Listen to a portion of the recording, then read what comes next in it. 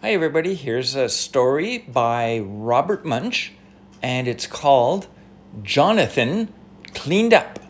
Then he heard a sound. Jonathan's mother went to get a can of noodles.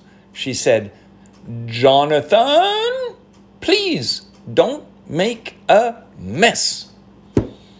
When she was gone, Jonathan stood in the middle of the room and looked at the nice clean rug and the nice clean walls and the very, very clean sofa and said, "Well, there's certainly no mess here." Then he heard a sound. It was coming from behind the wall. He put his ear up against the wall and listened very carefully. The noise sounded like a train. Just then, the wall slid open and a subway train pulled up and stopped. Someone yelled, "Last stop! Everybody out!" Then little people, big people, fat people, thin people, all kinds of people came out of Jonathan's wall and ran around his apartment and out the front door. Jonathan stood in the middle of the living room and looked around. There was writing on the wall, gum on the rug, a man sleeping on the sofa, and all the food was gone from the refrigerator. "Well," said Jonathan, "this is certainly a mess." His mother came in and she yelled, "Jonathan! What a mess!" Jonathan said, "The wall opened up and there was a subway train. Thousands of people came running through." But his mother said, "Oh, Jonathan, don't be silly. Just clean it up." She went out to get another can of noodles, and Jonathan cleaned up. When he was done, he heard a sound. It was coming from behind the wall. He put his ear up against the wall and listened. The noise sounded like a train. And just then, the wall slid open and there was a subway, and someone yelled, "Last stop! Everybody out!" And all kinds of people came out of Jonathan's wall and ran around his room and out the front door. Just then, his mother came in. She heard a noise. It was coming from behind the wall. She put her ear right against the wall and listened very carefully. It sounded like a train.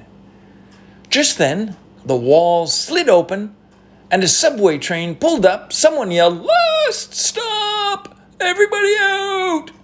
And all kinds of people ran out of Jonathan's wall, ran around the room, and out the front door. Jonathan went to the conductor and said, "This is not a subway station. This is my house." The conductor said, "If the subway stops here, then it's a subway station. You shouldn't build your house in a subway station. If you don't like it, go to City Hall." So Jonathan went to City Hall.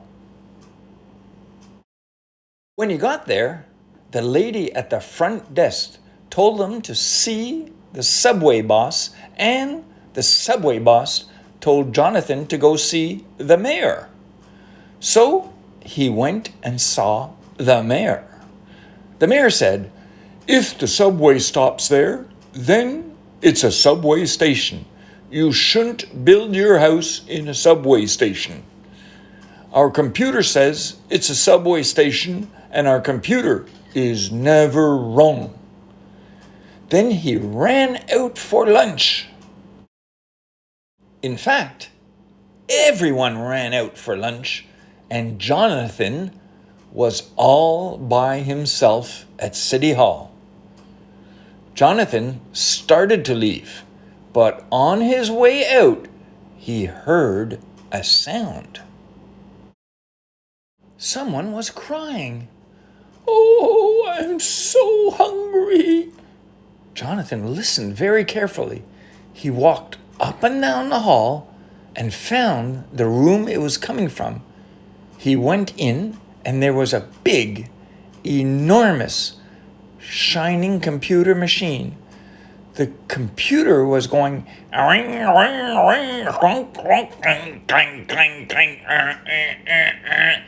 and its lights were going off and on. The voice was coming from behind it. Jonathan squeezed in the back of the machine and saw a little old man at a very messy desk. He looked at Jonathan and said, "Do you have any blackberry jam?" "No," said Jonathan, "but I could get you some. Who are you?" "I'm the computer," said the man.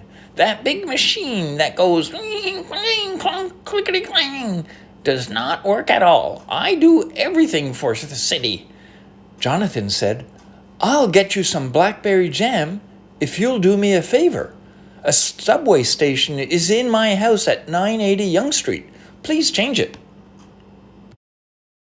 Jonathan ran out and passed all the offices with nobody there. He ran all the way to a jam store. He got 4 cases of jam. It took him 3 hours to carry it all back to City Hall. There was still nobody there. "Now," said the old man, "where am I going to put the subway station?" Jonathan said, "Use your imagination." Then he left, but the old man yelled after him, "Don't tell anyone the computer is broken. The mayor paid $10 million for it." Jonathan went home and said, "There will be no more subways here." And he was right.